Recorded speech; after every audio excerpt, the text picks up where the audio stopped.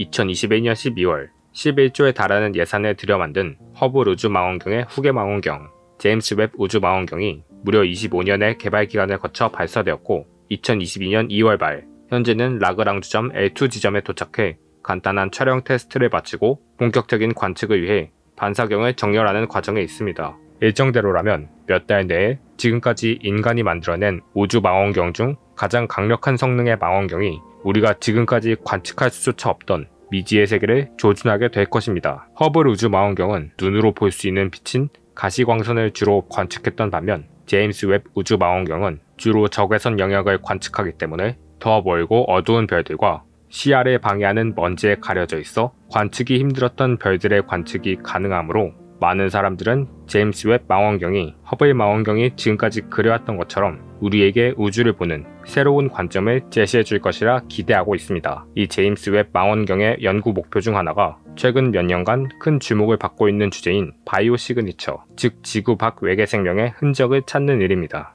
근 몇 년 사이 태양계 내에서의 탐사 결과만 해도 목성의 위성인 타이탄, 토성의 위성인 엔켈라두스 등의 거대한 바다가 존재해 생명체가 존재할지도 모른다는 증거가 발견되거나 비록 현재는 아닐 가능성이 높아졌지만 금성의 대기에서 생명체의 생명 활동의 증거가 될 수 있는 인화수소가 대기에서 발견되었다는 연구 결과가 발표되는 등 우리는 외계 생명체의 존재 입증에 점점 가까워지고 있습니다. 또 과학자들은 에너지를 얻기 위해 광합성을 하는 식물들의 엽록소는 가시광선을 흡수하지만 적외선에 대한 반사율이 높아 적외선 관측을 하는 제임스 웹 망원경이 마치 지구의 삼림시대처럼 식물들로 뒤덮인 부분이 존재하는 행성을 관측한다면 뚜렷한 붉은 테두리를 관측할 수 있을 것이라 예상하고 있습니다. 하지만 최근 아카이브에 올라온 논문에서 과학자들은 이런 광합성을 하는 식물이나 단백질 같은 것들이 아닌 외계 행성에서 우리 인간처럼 발달한 지능을 가지고 문명을 건설한 지적 생명체들이 존재하거나 존재했던 흔적을 찾을 수 있는 방법에 대한 연구 결과를 내놓았습니다.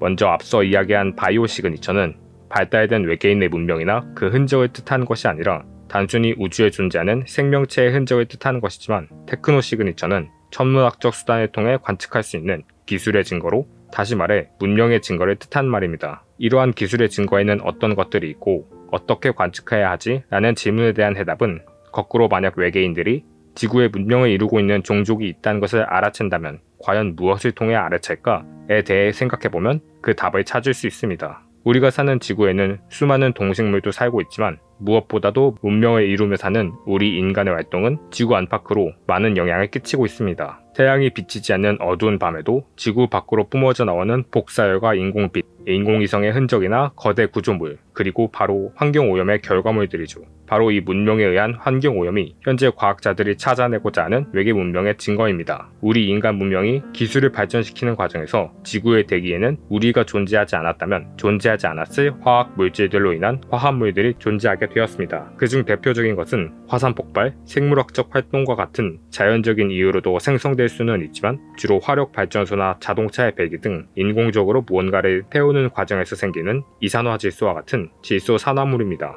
실제로 지구 대기에 존재하는 대부분의 이산화질소는 인간들의 산업활동에 의해 배출되고 있으며 따라서 외계 행성 대기의 스펙트럼에서 높은 농도의 이산화질소와 같은 질소 산화물이 발견된다면 행성 표면에서 산업활동이 진행되고 있을 가능성이 크다는 것을 뜻합니다. 하지만 현재 발사된 제임스 웹 망원경이 30광년 이내에 존재하는 태양과 비슷한 별 주위를 돌고 있는 지구와 유사한 외계 행성의 대기에서 이산화질소를 검출하기 위해서는 약 400시간이 소요된다고 하며 엄청난 자원을 투자해 만들어낸 최신 우주망원경이 하나의 행성에 그렇게 많은 시간을 투자하기에는 무리가 있으므로 관측 목표를 신중하게 결정할 필요성이 있습니다. 그래서 과학자들은 외계 문명의 증거로 이산화질소가 아닌 다른 종류의 오염물질인 할로겐화탄소, 그 중에서도 대기 중 체류 시간이 긴 편에 속하는 온실가스로 안정적인 구조와 공기보다 가볍다는 점 때문에 성층권에 도달한 후 자외선에 의해 파괴되고 그 결과 오존층을 파괴하는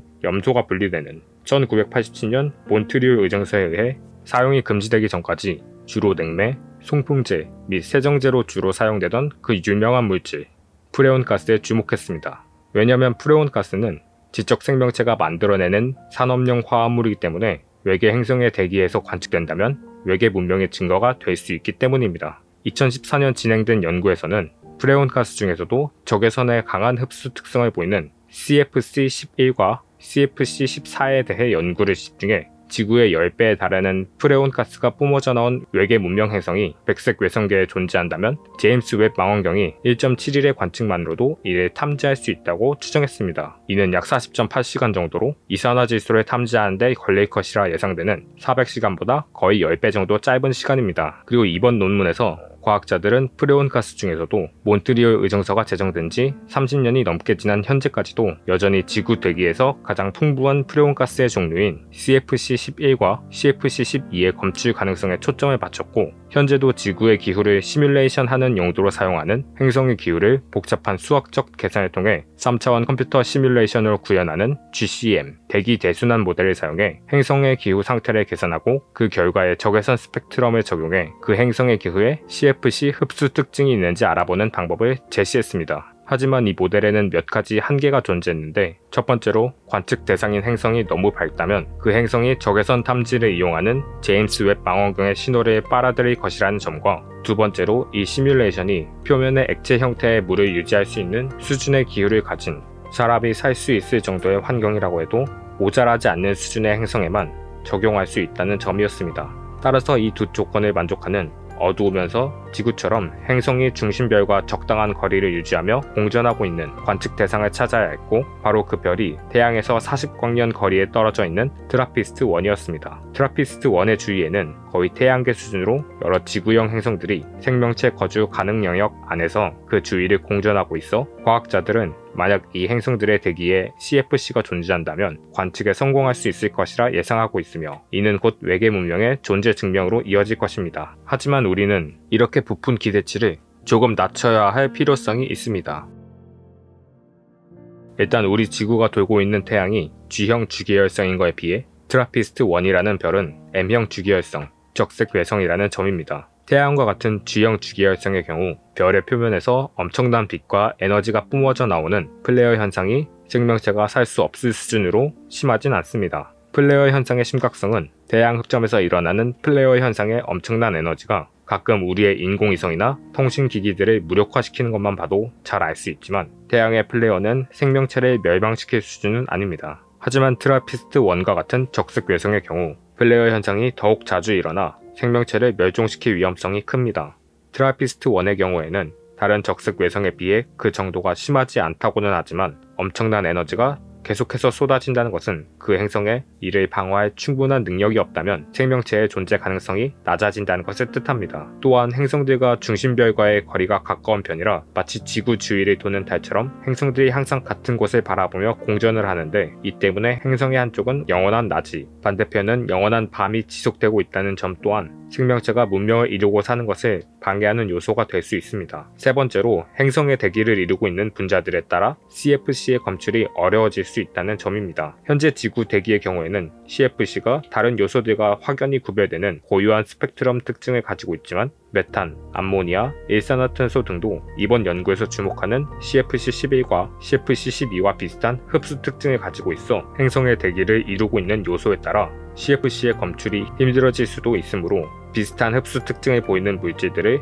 더 잘 구별할 수 있는 모델이 필요하다는 이야기입니다. 마지막으로 과학자들은 지구 기준으로는 CFC-11이나 CFC-12가 자연적으로 생성되기 어려운 물질이므로 문명의 증거라고 보고 있지만 특별한 조건을 가진 외부 행성에서는 기술적인 과정을 거치지 않고서도 자연스럽게 생성될 수 있다는 가능성을 무시할 수 없다고 합니다. 이 문제는 프레온 가스의 경우에만 해당하는 것이 아니고 외계 행성에서는 자연적으로 발생하지만 지구에서는 그렇지 않은 물질들이 존재할 수 있기 때문에 이는 앞으로의 탐사에서도 주의해야 할 점이라고 할 수 있습니다. 이 우주에 우리 인간 말고 다른 지적 생명체가 존재하는지에 대한 주제는 언제나 우리의 호기심을 자극해왔고 제임스 웹 망원경의 발사는 우리가 외계에 존재할지도 모르는 지적 생명체를 찾는 거대한 기점이 될 것입니다. 비록 프레온 가스에 주목한 이 연구가 우리가 바라는 흥미로운 결과물을 가져오지는 못할 수 있지만 앞으로 우리는 우주에 존재하는 수많은 별에서 대기 오염의 증거나 전파 방출과 같은 테크노 시그니처를 찾아낼 수 있을 것입니다. 앞으로 제임스 웹 망원경이 가져올 자료들이 우리의 삶과 우주를 보는 시야를 어떻게 바꿔놓을지 많은 기대가 되는데요. 천문학자 칼 세이건은 소설 콘택트에서 이런 이야기를 하죠. 이 넓은 우주에 우리 인간뿐이라면 그것은 엄청난 공간의 낭비일 것이다. 영상 시청해주셔서 감사드리고 다음에도 재미있고 유익한 영상으로 돌아오겠습니다. 그럼 안녕.